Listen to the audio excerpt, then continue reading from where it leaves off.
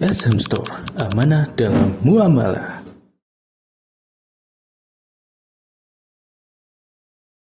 Ada juga yang berkaitan dengan apa? Menghususkan puasa di bulan Rajab.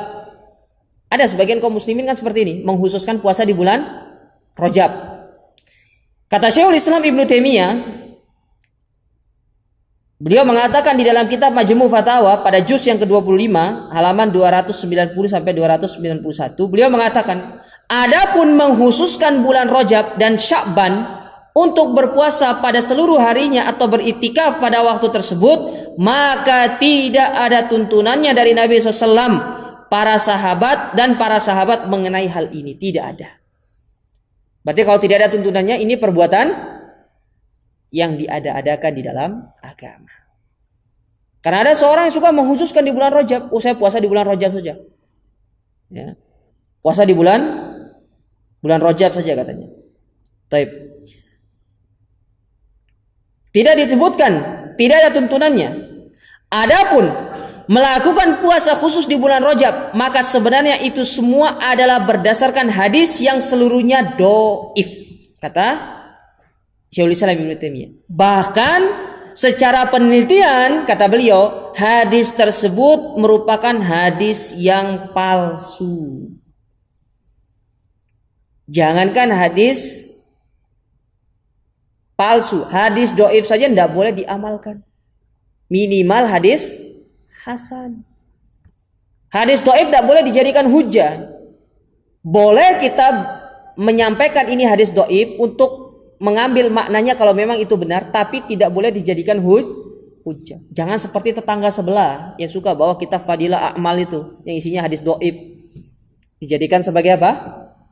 Sebagai hujah. Akhirnya apa? Pimpinannya nyeleneh itu. Ya. Saya tantang debat. Nanti saya akan bawa guru-guru saya. Lo debat ke bawa guru? Kan aneh. Orang debat itu harus gentle ya sendiri kan?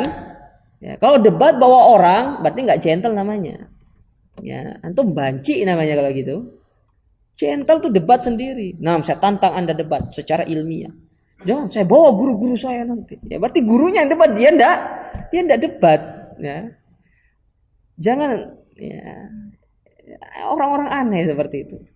Ya, semoga Allah berikan hidayah. Sudah aneh, kelompoknya aneh, ya, ajarannya juga aneh. Ya, akhirnya penuh dengan keanehan. Akhirnya kebingungan mereka. Mana bentuk kebingungannya? Dari satu masjid ke masjid yang lain gak diterima, kan bingung cari masjid kan? Ya bingung jadinya. Ya, aneh. Ya. Antum tahu kan orangnya kan?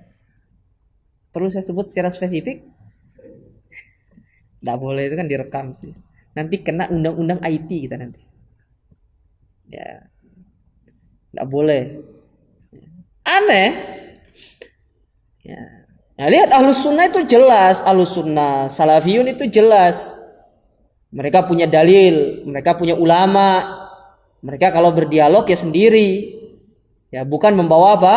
Membawa gurunya. Berarti gurunya yang dialog, bukan dianya. Ya, dan ini ciri-ciri ahlul bidah, antum catat ya. Ciri-ciri ahlul bidah itu mereka suka melarikan diri. Itu ciri-ciri ahlul bidah. Ketika antum bertanya, coba antum tanya masalah dalil, selalu mereka menyelewengkan kepada hal yang berbeda. Itu ciri-ciri ahlul bidah. Ya.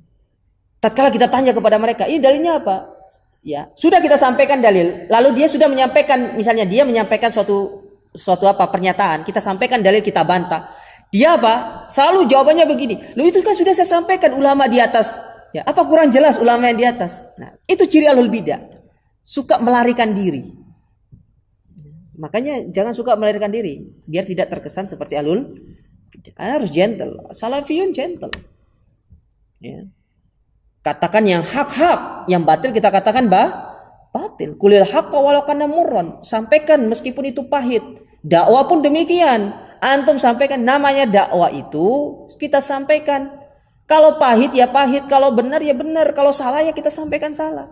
Bukan dengan tujuan untuk mengajak orang, tapi dengan cara yang batil, ini tidak dibenarkan.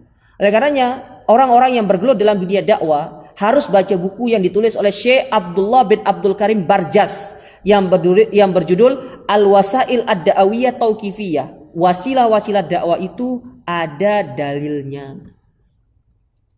Itu ada kitabnya. Tipis kitabnya segini. Ya, di Al-Wadi kayaknya ada. Dulu saya pernah mampir di Al-Wadi itu, lagi baca-baca, cari-cari buku, tidak sengaja ketemu buku itu bagus, baca. Jadi bantahan-bantahan dulu. Karena Syekh Abdullah bin Abdul Karim Barjas itu termasuk salah satu tokoh salah satu syekh yang senior untuk membantah ahlul bidah. Tapi sudah meninggal beliau karena sengaja ditabrak oleh ahlul bidah. Ya, karena saking getolnya beliau membantah ahlul bidah, sengaja ditabrak di Arab Saudi sana untuk sengaja dibunuh. Karena tulisan-tulisan beliau sangat langsung menyerang ahlul bidah. Seperti yang terjadi sekarang, yang sekarang ini seperti Syekh Abdul Aziz Ar-Royis, itu kan keras dalam membantah ahlul bidah. Ya. Abdul Aziz Ar-Royis, nah, itu banyak syekh-syekh sekarang itu.